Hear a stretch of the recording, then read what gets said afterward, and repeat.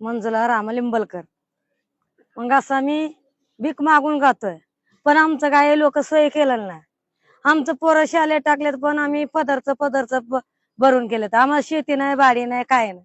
मग आम्हाला मागितल्याशिवाय काही पर्याय होणार. आमचं दिवस होती, दिवस म्हणजे असं भटकतच गेली. मग दिवस म्हणजे भटकत गेली, पण आता लेकरांना शाळेत टाकलेला.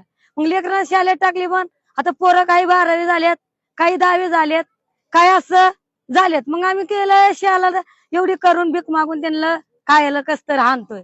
आता पोरं गेल्यात कुठं पोलीस भरतीमध्ये टाकल्यात. अजून काही पोरं 2-2, 3-3 वर्ष झाल्यात, अजून काही भरती नाही भरली त्यांचं. अजून आम्ही असं मागतच राहिले, अजून त्यांना भरतच राहिलेलं आहे. काय आम्हाला काय सोय केलं नाही. कोणी काय असं गरीब आहे म्हणून गरीबांना बाबा मदत करावा. मग गरीबांना काय नाही काय तर सोय कुठं करून द्यावं. आम्हाला जोगा नाही, काय नाही. मग पारगाव मध्ये गावठण होती सरकारी जोगा, ते सरकारी जोगामध्ये अर्धा गुंठा दिलेत. मग त्याच्यातच आहे. आमचा काय सोय नाही लागली, काय कुठं काय लागली नाही.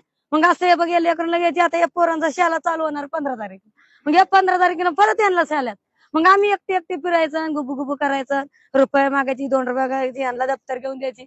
मग परत त्यांना पुण्याला पोराला टाकल्यात. मग त्यांना काय असेल त्यांना पुरवायची. मग आपल्याला काही सोय नाही. त्यासाठी मी काय म्हणतो हात जोडून विनंती करतोय, पण आमचं लोकांसारखंच काहीतरी तुम्ही फायदा करा, काहीतरी आमचं चांगलं करा. मग आम्ही काय असं भटकतच गेलेलं आहे. पोरांना शिकाय टाकली, मग त्यांचं काही शिकणं म्हणजे काही नापास व्हायला लागली.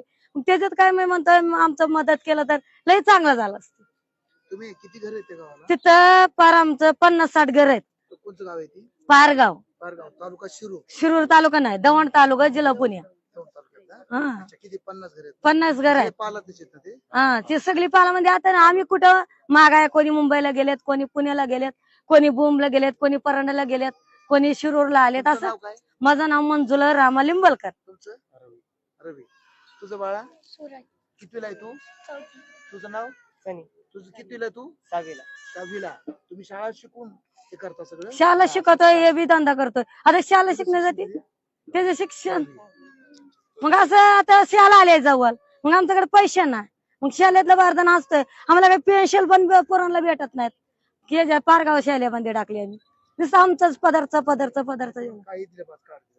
बरं, आम्ही काय अडचण तर फोन करू. सरकारला काय सांगणार? हे सांगणार आमचं चांगलं करा बाबा, आमचं काय तर सोयी लावा. आम्ही कवर भीक मागून मरावा, आमच्या पोरांचं तर चांगलं करावा, एवढे सांगतोय आम्ही. यात्रा निघाली, घराची नोंदणी झाली पाहिजे, जनगणना झाली पाहिजे, त्याच्याबद्दल तुम्हाला काय वाटतं? आम्हाला घराचं लोन केलेलं लय चांगलं वाटणार, आमचं सोय केलेलं लय चांगलं होणार आमचं परत.